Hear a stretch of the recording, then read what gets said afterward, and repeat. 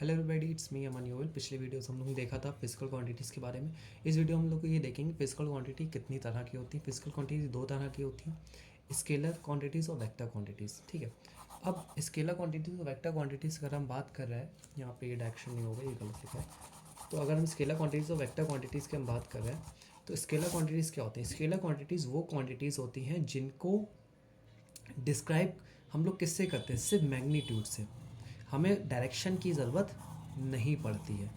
And not depend upon the direction. देखो क्या लिखा है, those quantity which can only be described only by magnitude and not depend upon direction. Direction पे depend नहीं होती है। ठीक है, उन्हें स्केलर क्वांटिटी कहते हैं।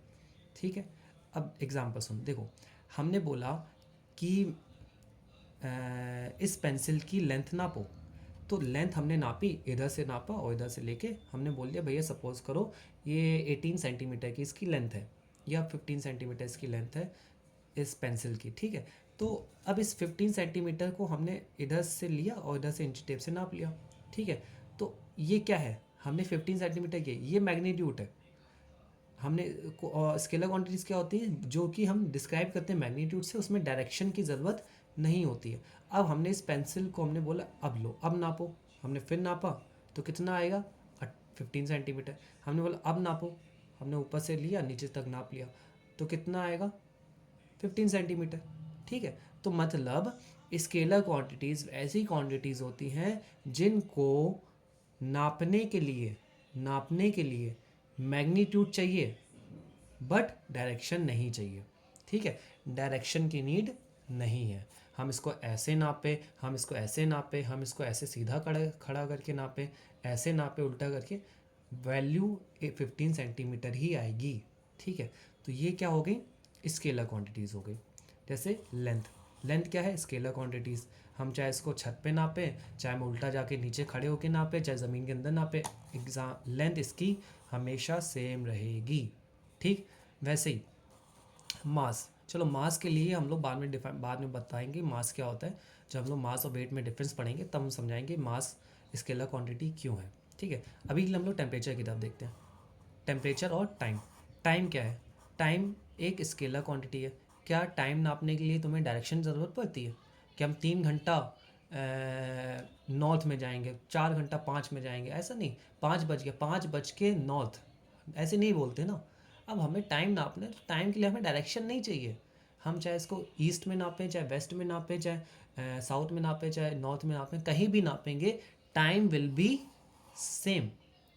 ठीक है, वैसे टेम्परेचर है। टेम्परेचर क्या है? टाइम टेम्परेचर नापने के लिए हमें डायरेक्शन की ज़रूरत नहीं पड़ती। हम टेम्परेचर पेशेंट का हम पैर से नाप लें, चाहे थर्मामीटर ऐसे करके नाप लें, चाहे मुंह से ओरल उसका टेम्परेचर नाप लें, लेकिन temperature will be same. It do not depends upon the direction of the thermometer. Direction of a thermometer पे डिपेंड नहीं करता है। ठीक है, तो स्केलर क्वांटिटीज़ वो क्वांटिटीज़ होती हैं जो कि मैग्नीट्यूड पे डिपेंड करती हैं और उनका कोई और वो डायरेक्शन पे डिपेंड नहीं करती हैं। ठीक है, अब वेक्टर क्वांटिटीज़ क्या होती हैं? वेक्टर क्वांटिटी जस्ट इसका अपोजिट होगा। ठीक है, it depends upon direction as well as magnitude. ठीक, वेक्टर क्वांटिटीज़ क्या होती है? वेक्टर क्वांटिटीज़ वो होती हैं जो कि मैग्नीट्यूड पे तो डिपेंड होती हैं, लेकिन उसके साथ उसको डायरेक्शन भी चाहिए। बिना डायरेक्शन के वेक्टर को वो हम उसको मेज़र नहीं कर सकते। अब कौन कौन सी हैं? अब देखो, फोर्स। फोर्स पता है क्या होता है? फोर्स मतलब होता है ताकत लगाना। अब ताकत हम लगा रहे हैं, सपोज करो मेरे पास ये एक पेन है या पेन की एक सपोज करो एक वॉल है, तो अगर हम इसको इस डायरेक्शन से फोर्स लगा रहे हैं तो हम इसको फोर्स लगा रहे हैं। ठीक है, तो ये हमारा फोर्स किस डायरेक्शन में लगा रहे हैं? हमने बोला भैया तुम अपना फोर्स जो हो इस डायरेक्शन में लगा रहे हो। ठीक है, उल्टे हाथ की तरह तुम अपना फोर्स लगा रहे हो। ठीक है, हमने बोला हम ऐसे फोर्स लगा रहे हैं, तो इसको एक डायरेक्शन चाहिए। ठीक है, हम इसको ऐसे लगा रहे हैं, हम इसको ज़मीन की तरफ लगा रहे हैं। ठीक है, तो कहने का मतलब ये है कि फोर्स में हमें डायरेक्शन चाहिए। हमें फोर्स लगानी, में ताकत लगानी, भाई ताकत किस डायरेक्शन में लगानी? गाड़ी उल्टी उल्टी लेके जाना है कि गाड़ी सीधी लेके आनी है? ठीक है, गाड़ी के पीछे से लगाने हैं धक्का या गाड़ी के आगे से धक्का लगाना है। तो that means these are the vector quantities. मतलब फोर्स क्या है, वेक्टर क्वांटिटी। क्यों है, क्योंकि हमें ताकत तो लगानी है, मतलब हमें मैग्नीट्यूड तो पता है, इसमें कुछ पावर लगानी है, मैग्नीट्यूड तो पता है, बट किस डायरेक्शन में लगानी है। ठीक है, तो इसलिए ये वेक्टर क्वांटिटीज़ हो गई। ठीक है, वेलोसिटी, वेलोसिटी में भी यही होता है। वेलोसिटी क्या, चेंज इन एक्सीलरेशन। मतलब वेलोसिटी, हालांकि चलो इसको हम लोग सेकेंड यूनिट में पढ़ेंगे अच्छे से, तब इसको समझ में आएगा। आप अभी के लिए ये समझ लो, वेलोसिटी में भी हमें डायरेक्शन की ज़रूरत पड़ती है। डिस्प्लेसमेंट, डिस्प्लेसमेंट में भी हमें डायरेक्शन की ज़रूरत पड़ती है। ठीक है, डिस्प्लेसमेंट और डिस्टेंस, डिस्टेंस में हमें डायरेक्शन की ज़रूरत नहीं पड़ती। डिस्टेंस में हमें डायरेक्शन नहीं चाहिए। डिस्टेंस क्या होता है, मतलब एक जगह से दूसरी जगह। ठीक है, उसमें हमें डायरेक्शन नहीं चाहिए। हमने बोला कि डिस्टेंस बताओ यहाँ से यहाँ तक का, तो हमने यहाँ से यहाँ तक का नाप लिया भैया डिस्टेंस। हम चाहे इसको यहाँ से यहाँ नापें, चाहे इसको यहाँ से यहाँ नापें, it will always be same. ठीक है, बट डिस्प्लेसमेंट में हमें डायरेक्शन की ज़रूरत पड़ती है। ठीक है, अब आप ये समझ गए स्केलर क्वांटिटीज़ क्या होती है। Scalar those quantity which can only be describe only by magnitude and not depend upon the direction. Example, length, mass, time, temperature. Vector quantities depends upon direction as well as the magnitude. ये दोनों पे depend होती हैं। For example, force, weight. ठीक, समझ में आ गया। अब आगे चलते हैं, तो आगे हम लोग यहाँ पे आते हैं। चलो अब लोग देखते हैं कि मास और वेट में डिफरेंस क्या होता है। ये सवाल बहुत बार पूछा जाता है, मास और वेट में डिफरेंस क्या होता है। तो मास क्या होता है, mass is the quantity of a matter it contain. मतलब मास ये समझो आप कि मास उसका खुद का अपना वेट कितना है, मतलब खुद का वो कितनी उसका खुद की वैल्यू क्या है। ठीक है, वो हो गया मास। मतलब ये हमारे पास एक रबड़ है। ठीक है, अब इस रबड़ की अपनी खुद की कितना मास है, कितना मतलब वेट नहीं बोलेंगे यहाँ पे बोलेंगे उसका खुद का कितनी ये कितना एटम्स कह लो या मॉलिक्यूल्स कह लो, इसके खुद के अपने कितने मॉलिक्यूल्स हैं और उस मॉलिक्यूल्स का कितना मास है। Mass is a quantity of a matter it contain. मतलब ये एक मैटर है, ये एक वस्तु है, इस वस्तु के अंदर के इस वस्तु की अपनी खुद की, इस पर कोई फोर्स नहीं लग रहा है, without any force, without any direction, without any force, without any you can say gravitational force. ठीक है, विदाउट एनी ग्रेविटेशनल फोर्स इसका खुद की वैल्यू कितनी है उसको बोलते हैं मास। और मास के साथ ग्रेविटी का फोर्स मतलब गुरुत्वाकर्षण लग जाता है, उसको बोलते हैं वेट। ठीक, मतलब कि अगर मैं बोल रहा हूँ मेरा अर्थ पे हमें पता है अर्थ पे ग्रेविटी होती है, तो हमने बोला कि अर्थ पे मेरा वेट जो है 50 kg का है। ठीक है, तो मेरे शरीर का वेट है ये 50 kg। ठीक है, बट ये किस पे है, अर्थ पे। अर्थ पे क्या होती है, गुरुत्वाकर्षण होता है, ग्रेविटी होती है। तो अगर हम अपना वेट नापेंगे चांद पे जाके, मून पे जाके, जहाँ पे गुरुत्वाकर्षण नहीं होता है, जहाँ पे कोई फोर्स नहीं होती है, उस समय हमारा वेट कितना होगा पता है। उस समय हमारा वेट होगा अप्रॉक्स 8.9 किलोग्राम, 8.9 kg। ठीक है, तो ये जो 8.9 kg है, ये मतलब ये हमारा ओरिजिनल मास है। मतलब हमारी बॉडी में असल में इतना वेट है। मतलब हमारी बॉडी का एक खुद का अपना खुद की वैल्यू, जिसमें कोई फोर्स नहीं लग रहा है, जिसमें कोई ताकत नहीं लग रही है, इसकी खुद की कितनी वैल्यू है, खुद मैटर कितना कंटेन करता है अपने अंदर, कितना मैटर कंटेन करता है अपने अंदर। ठीक है, तो वो हो गया मास। ठीक, वेट क्या होता है, weight is the gravitational pull of the earth. मतलब अर्थ कितनी तेज़ी से आपको अपनी तरफ खींच रही है उसको बोलते हैं वेट। ठीक, और मास क्या होता है, मास उस सब्जेक्ट का या उस बॉडी का खुद का अपना कितना वैल्यू है, खुद की अपनी कितने वेट है, केजी है, कितना वेट है, कितना किलोग्राम का है, वो खुद का अपना, उसको बोलते हैं मास। ठीक, mass is a scalar quantity. हमने क्या बताया था, स्केलर क्वांटिटीज़ कौन सी होती हैं, जिनमें हमें डायरेक्शन की ज़रूरत नहीं पड़ती है, नहीं पड़ती है डायरेक्शन की, तो उन्हें क्या बोलते हैं, क्या बोलते हैं उन्हें, स्केलर क्वांटिटीज़। तो मास क्या है, स्केलर क्वांटिटी। क्यों है, क्योंकि हमें इसमें ग्रेविटी की ज़रूरत नहीं है। ग्रेविटी का डायरेक्शन क्या होता है, नीचे की तरफ। ग्रेविटी का डायरेक्शन क्या होता है, नीचे की तरफ, नीचे की तरफ। ग्रेविटी डायरेक्शन क्या होता है, नीचे की तरफ। बट वेट में हमें डायरेक्शन चाहिए, वेट में क्या चाहिए, डायरेक्शन चाहिए। इसीलिए ये क्या है, वेक्टर क्वांटिटी है। कभी हम लोग ने जब यहाँ पे टॉपिक पढ़ा था स्केलर और वेक्टर में, तो हमने बोला था आपसे कि ये हम लोग चीज़ें बाद में डिस्कस करेंगे। क्यों, क्योंकि मास एक स्केलर क्वांटिटी है, क्योंकि हमें इसमें डायरेक्शन की मतलब ग्रेविटी की ज़रूरत नहीं पड़ती है नापने के लिए। बट वेक्टर एक वेक्टर क्वांटिटीज़ क्या है, वेक्टर क्वांटिटीज़ में हमारा वेट आता है। वेट में हमें डायरेक्शन की ज़रूरत पड़ेगी, ग्रेविटी की ज़रूरत पड़ेगी, इसलिए ये एक वेक्टर क्वांटिटी है। डायरेक्शन भी है और मैग्नीट्यूड भी है। मैग्नीट्यूड आप ऐसे समझ लो, मैग्नीट्यूड मतलब हो गया पावर, या वो कितना स्ट्रॉन्ग है, या उसकी खुद की अपनी वैल्यू कितनी है।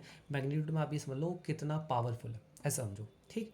कितना पावर है, लेंथ कितनी है, ठीक है। मैग्नीट्यूड, मास कितना है, ठीक है। तो आप जब भी आपसे पूछा जाए मैग्नीट्यूड मतलब वो चीज़ कितनी है, that is known as magnitude. और इसको आसान भाषा में समझे तो आप गए वहाँ पे दुकान पे, और दुकान पे आपने बोला कि भैया मैं 2 किलो चीनी दे दो, तो 2 किलो जो आपने बोला वो क्या है, मैग्नीट्यूड है। मतलब वो चीज़ कितनी है, वो चीनी कितनी है, that is known as magnitude, ठीक। तो अब हम लोग आते हैं इसके दूसरे दो, हम लोग ने चीज़ें देख ली। पहली चीज़ देख ली, मास क्या होता है, mass is the quantity of a matter it contain, ठीक है। और अर्थ वेट क्या है, weight is the gravitational pull, मतलब gravitational force of the earth, ठीक है। मास क्या है, मास एक स्केलर क्वांटिटी है। वेक्टर वेट क्या है, वेक्टर क्वांटिटी है। Mass can never be zero, mass can never be zero. भले वो इस चीज़ का हो, चाहे वो इस चीज़ का हो, चाहे उस किताब का हो, ये कुछ ना कुछ तो वैल्यू है ना इसके अंदर। अगर किसी के अंदर एटम्स हैं या सेल्स है या मॉलिक्यूल्स हैं तो उसकी कुछ ना कुछ तो वैल्यू होगी, ठीक है। कुछ छोटे छोटे पार्टिकल्स होंगे, इसीलिए मास कभी भी ज़ीरो नहीं होगा। बट वेट ज़ीरो हो सकता है। क्यों हो सकता है, क्योंकि वेट क्या है, ग्रेविटी का गुरुत्वाकर्षण। गुरुत्वाकर्षण अगर ज़ीरो हो गया तो वेट क्या हो जाएगा, ज़ीरो। और ये कहाँ पे होगा, चांद पे, ठीक है। तो वेट हमारा ज़ीरो हो सकता है, बट मास हमारा ज़ीरो कभी नहीं हो सकता, ठीक है। अब दूसरा एग्जांपल देखते हैं, मतलब दूसरा पॉइंट देखते हैं। Mass does not change with the position. हमने बोला कि मास की वैल्यू चेंज नहीं करती है पोजीशन के साथ। मतलब अगर हम अपने इस इरेज़र का मास नापेंगे, हम चाहे इसको ऐसे नाप लें, हम चाहे इसको ऐसे नाप लें, चाहे हम इसको ऐसे नाप लें, it will always be same. इसका खुद का मास कितना है वो हमेशा सेम रहे, चाहे हम इसको ऐसे नापें, चाहे ऐसे नापें, चाहे कैसे भी नापें। तो मतलब पोजीशन चेंज करने से इसके मास में चेंज नहीं आएगा। तो ये क्या है, बट वेट के साथ क्या होता है, पोजीशन चेंज करने से मास में पोजीशन चेंज करने से वेट में चेंज हो जाएगा। कैसे, अगर आपने पढ़ा होगा हर एक चीज़ का अपना खुद का एक सेंटर ऑफ ग्रेविटी होता है। जैसे अगर मैं इस पेंसिल को ना इधर से बैलेंस कर पा रहा हूँ, तो मतलब ये जो जगह है ये एक सेंटर ऑफ ग्रेविटी है। सेंटर ऑफ ग्रेविटी मतलब होता है एक ऐसी जगह जहाँ पे कोई भी चीज़ को बैलेंस कर सकते हो, जहाँ पे इसकी ग्रेविटी जो है वो इधर से भी बराबर लग रही है और इधर से भी बराबर लग रही है। तो this is known as the centre of gravity, ठीक है। This is the centre of gravity. मतलब इस पूरी पेंसिल का ये एक सेंटर है जिसके सहारे हम इस पेंसिल को बैलेंस कर सकते हैं, ठीक है। तो कह रहा है अगर मैं इसको ऐसे कर दूं तो इसका सेंटर ऑफ ग्रेविटी या ग्रेविटेशनल फोर्स बदल जाएगा, इसका ग्रेविटेशनल फोर्स बदल जाएगा। अब ये बैलेंस नहीं हो पाएगी। क्यों नहीं हो पाएगी, क्योंकि हमने इसका पोजीशन चेंज कर दी। तो कहने मतलब क्या है, wait change with the position on the earth. अगर हमारा पोजीशन चेंज है अर्थ पे तो हमारा वेट बदल जाएगा, ठीक है। हमारा वेट बदल जाएगा। हम बहुत ऊंची बिल्डिंग पे खड़े होकर अपना वेट नापें, चाहे कैसे भी नापें, हमारी पोजीशन के ऊपर, हमारी पोजीशन के अकॉर्डिंग हमारा वेट चेंज हो जाएगा, ठीक है, तभी बोलते हैं ना, जब बोला जाता है कि वेइंग मशीन पे सीधे बिल्कुल खड़े रहो, मुंह बिल्कुल सामने रखो। क्यों? क्योंकि हमारा पोजीशन चेंज करने की वजह से हमारे वेट में चेंजमेंट आ सकता है। ठीक है, इसकी यूनिट क्या होती है? मास की यूनिट होती है किलोग्राम और वेट की यूनिट होती है न्यूटन। अगली बार जब आप अपना वेट नापें और किसी को बताएं कि मेरा वेट है 50 kg, तो 50 kg नहीं है, असल में वो कितना है, 50 न्यूटन है। क्योंकि वेट की यूनिट कितनी होती है? न्यूटन में नापा जाता है वेट। वेट किस में नापा जाता है? न्यूटन में। क्यों न्यूटन में नापा जाता है? क्योंकि वेट क्या है? ग्रेविटेशनल पुल है भैया, ग्रेविटी कितनी तेज़ी से खींच रही है अपने, तो मैं उसको बोलते हैं वेट। और ग्रेविटी खोज किसने करी थी? सर आइजैक न्यूटन ने। और न्यूटन के ही नाम पे इसकी यूनिट पड़ी गई थी। ठीक है, इसीलिए इसको एन से डिनोट करते हैं। 50 N, 50 N मीन्स 50 न्यूटन्स उसका वेट है। और मास का क्या होता है? मास में हम लोग किलोग्राम या ग्राम में मेज़र करते हैं। ठीक है, मास निकालने के लिए हमें क्या करना होता है? Volume into density. हम मतलब एक फार्मूला होता है, उसे समझ लो। मास निकालने के लिए फार्मूला होता है volume into density, but weight निकालने के लिए फार्मूला होता है M into G. M into G. M क्या है? उसकी बॉडी का खुद का अपना मास कितना है, और जी क्या है? ग्रेविटी। उस ऑब्जेक्ट पे कितनी तेज़ी से ग्रेविटी लग रही है, उसको बोलते हैं वेट। ठीक, इसको कैसे डिनोट करते हैं? इसको एम से डिनोट करते हैं, इसको डब्ल्यू से डिनोट किया जाता है। ठीक, समझ में आ गया?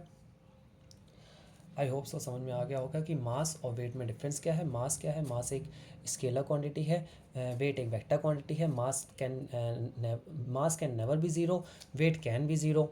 वेट मास जो है पोजीशन चेंज करने से चेंज नहीं होता, पर वेट पोजीशन चेंज करने से चेंज हो जाता है। मास को ऐसा यूनिट क्या होती है? किलोग्राम या ग्राम में मेज़र करते हैं, और वेट को हम किस में मेज़र करते हैं? न्यूटन में।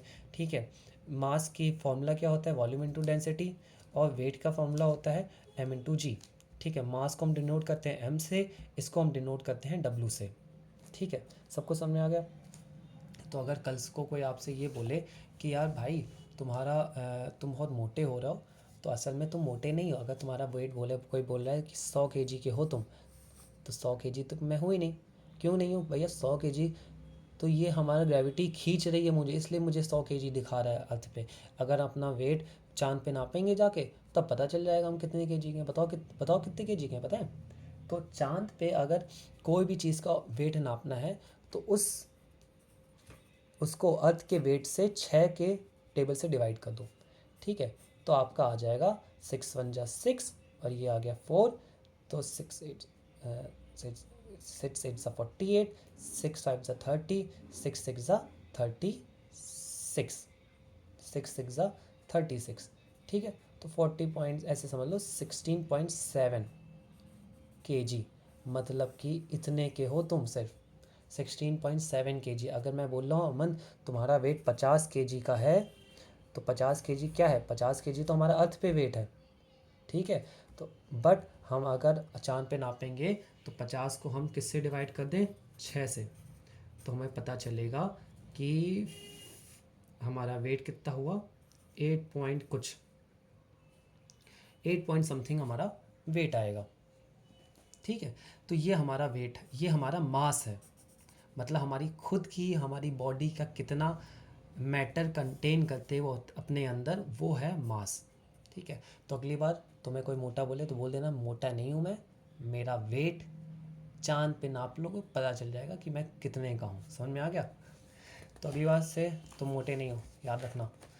वो सिर्फ तुम्हारी ग्रेविटी है जो तुम्हें खींच रही है, जिसकी वजह से तुम्हारा वेट 100 आ गया है या 50 आ गया है। ठीक है, चलो अब नेक्स्ट वीडियो हम लोग चलेंगे, जिस पे हम लोग बात करेंगे बायोफिज़िक्स के इम्पोर्टेंस के बारे में, और इसकी कौन कौन से रूल होते हैं, जिसमें हम एसआई यूनिट क्या होती है और एसआई यूनिट्स के रूल्स क्या होते हैं। ठीक है, नेक्स्ट वीडियो हम लोग ये देखेंगे, और इसके बाद हमारा एक टॉपिक ख़त्म हो जाएगा। ठीक है, ऑल द बेस्ट, अच्छे से पढ़ो, बाय।